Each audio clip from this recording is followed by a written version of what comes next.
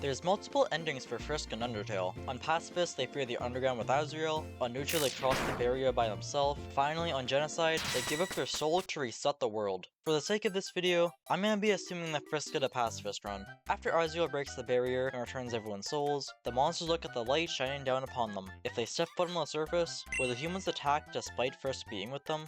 Everyone has gotten used to the underground, and decide maybe it's best if they all remain there. A thought runs through Razgor's head. If they were all going to stay in the underground anyway, there was no point in the death of the previous 6 humans. Frisk was given a choice by Toriel. They can either return to their home, or stay here with the monsters. Because there would be no theory if Frisk returns to the surface, they choose the second option. Truthfully, this is what the monsters wanted, as Frisk was so nice to them even when they were being attacked. And in the end, they help break the barrier and give everyone the option of finally being free. Everyone walks back to the throne room, where Toriel comes back as their queen. Though she is still pretty pissed at Asgore for being a miserable creature, it is declared that anyone who wishes to see the sun is free to, but there is a risk that the humans will attack. It is unanimously agreed upon that no one is willing to take that risk, and everyone returns to their respective homes in the underground. But before that, Alpha steps forward and tells the whole underground what she's done in the True Lab. Everyone besides Frisk and the families of the Amalgamates are shocked, and Toriel fires her on the spot. Not that they need a royal scientist right now anyway. Azure then declares that the Royal Guard should be repurposed as well. Instead of them trying to kill humans who fall, the Royal Guard will protect them all if anything goes wrong. Papyrus is excited about this change, and asks Undyne when they're training next. She says they can have it right now, and before they leave, Undyne asks Frisk to come along with them. The trio go to Papyrus' house, since Undyne's is still burned down.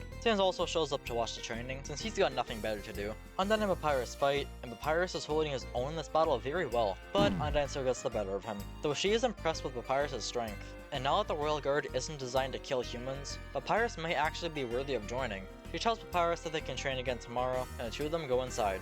Sans comes up to Frisk and asks them if they think Papyrus will be a guard soon, and they have a choice of saying yes or no. But if this was real, the answers would be more humorous, so you can use your imagination on that one. Sans tells Frisk that the door to the ruins seems to be forever opened, and then goes inside. Frisk is left to do whatever they want. They can go anywhere and talk to everyone, but they must go see the ruins door to progress the story. Frisk steps through the door and enters Toriel's home. She isn't there, but they do see the ruins monsters as they go back to the golden flowers. There sits Azrael, watching over the flowers. Frisk goes to talk to him, but he doesn't seem interested in going anywhere. Besides, he doesn't have much longer left before he turns back into a flower, though he is very happy with the outcome of their battle. Because of Frisk, together they shatter the barrier forever, and eventually everyone will step foot on the surface again. Frisk says goodbye, and they traverse back to New Home. Asgore and Toriel let Frisk stay with them, and to progress the story, Frisk goes to bed. In the middle of the night though, they are awoken by a thought. They're human, right? So what if somehow, they can ensure that the humans and monsters will get along again? Frisk steps out of the room, and they notice that Asgore has gone missing. No matter how much they look around, he is nowhere to be seen.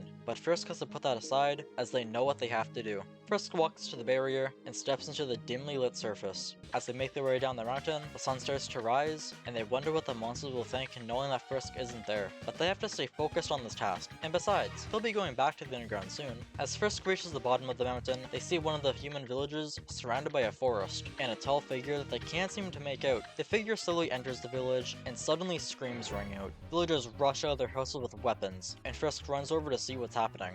It's Asgore, and he's being attacked by the humans just like he feared. Frisk sprints over and orders the other humans to stop. Asgore is surprised that Frisk is here, and the other humans are confused why a child is defending the king of the monsters. Asgore and Frisk try to explain everything, but the humans are still skeptical. However, they let down their weapons and go back inside their homes. Asgore is relieved, but then he asks Frisk what they're doing here. It would seem that both Frisk and Asgore had the same idea, and the two agree that it doesn't look like it's quite safe to leave the underground yet. So they return back to New Home, and Toriel is pissed that Asgore snuck out with Frisk. He tries to say it's a misunderstanding, but she doesn't believe it. And so Frisk has to be the one to say it, and Toriel calms down. She is just glad that Frisk is safe, and tells them not to sneak out again. Frisk remembers Undyne and Papyrus' training, and decides to go over and see the progress. As they make it to Snowdin, the two are already in a battle, with Sans watching of course. But it wasn't just Sans watching. Alphys was there, the other Snowdin NPCs were watching, and Mettaton was broadcasting it to the rest of the underground. At first, Frisk is confused why this is all happening for some training, but they sit back to watch it.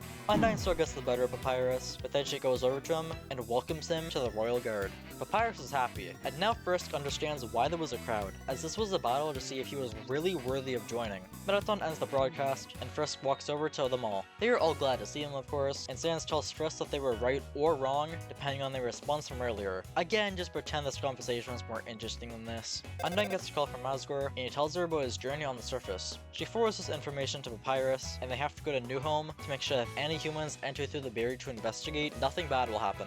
In the night, Frisk is once again awoken, but not by a thought this time. It was by a feeling.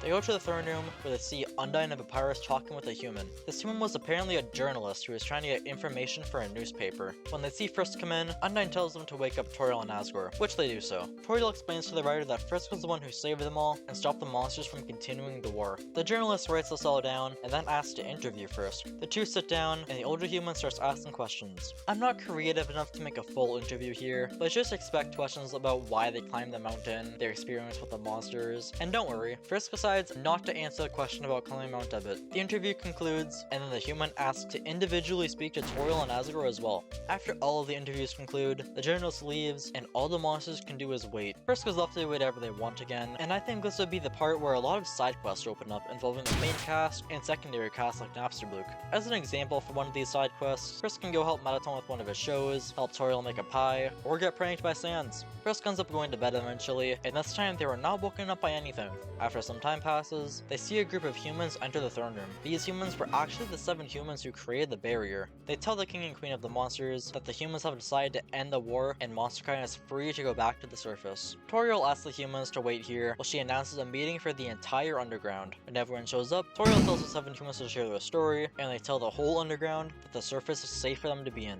Everyone is excited, and the king escorts everyone to the barrier where they all exit the underground and see the sun. Monsters part ways, and they all go to live in separate villages. Frisk stays with Toriel and Asgore, and then a familiar face shows up. Flowey, or should I say Azriel. It's up for debate if the king and queen know about their son, but just to be safe, I'm gonna allow Flowey to tell them everything. Toriel and Asgore are taken aback by this, but forgive their son for everything he did and welcomes them to live with them again. Frisk is once again left to do whatever. They can explore the surface, go to other villages, and talk to everyone, including the other humans of course. This happens for a few days, and then the story reaches its climax. You've probably noticed how there hasn't been much action in this theory. Let's change that. During the night, a group of humans enter Frisk's village. They don't forgive Asgore for the death of 7 humans, even though it was the humans who initiated the war. So the group of humans move to the center of the village, and then chaos strikes. They want nothing but death on the king, and they will do anything to ensure it. Frisk and the others wake up to screaming. The village is engulfed by fire. Asgore, Toriel, Flowey, and Frisk rush out of the flaming house, and notice the humans responsible for the chaos. They confront them, and the humans are glad to see the king, as this was their chance to strike. They tried to attack, but they couldn't land a hit on Asgore, though Asgore didn't fight back either. Toriel sneaks back and kills Undyne, and tells her to get the royal guard as fast as possible. The guard shows up, and the fight commences. This fight is against a group of humans, which we'll say consists of 7, since there's a common number in this game. Asgore, Toriel, and the royal guard are also in this fight, which I don't know exactly how it'll work. Maybe it just works like Suzy and Deltarune, where they just do their own thing out of the player's control. Frisk can choose to fight or spare the humans, which wouldn't change the pacifist through since the rest of the monsters will also be fighting, but not to kill. They're fighting to protect. If Frisk tries to spare them, it has no effect at all. No matter what they do, the humans will never be convinced as long as Asgore stands. So if Frisk decides to fight them instead, nothing major would happen either, since the humans won't die in this battle. We're gonna say that the humans were strong, and even after all the attacks, their HP still doesn't drop to 0. After many turns of dodging attacks and the occasional fire, the fire starts closing in on them, ready to take all of their lives. This actually worries the humans, as this was not part of their plan, but at least Asgore will be going down with them. This is where Flowey uses his vines to lift Frisk and the monsters up and deliver them to safety. Frisk sees the fire consume the humans, and Flowey seems to have sacrificed himself to save the rest of them. They get out of the village, and Toriel and Asgore are saddened at the fact that their son is gone once again. Undyne and Papyrus try to console them, but it's not working very well. The fire starts to spread into the forest they were retreating in, and the king and queen have to stay strong and get everyone out of there. Papyrus leads them back to his village, and Frisk sees that his house is the exact same as the one from Snowdin, even with the snow on top. As they settle into the new village, Asgore and Toriel are still heartbroken, but then they hear a voice. It was Flowey's. He was able to escape the fire by going underneath the ground, though it was an incredibly close call and he was prepared to not make it out alive. Things start to settle down on the surface, and that marks my theory on what would happen if Frisk stayed in the underground. Wait, but if they stay in the underground, wouldn't that mean that they didn't return to the surface?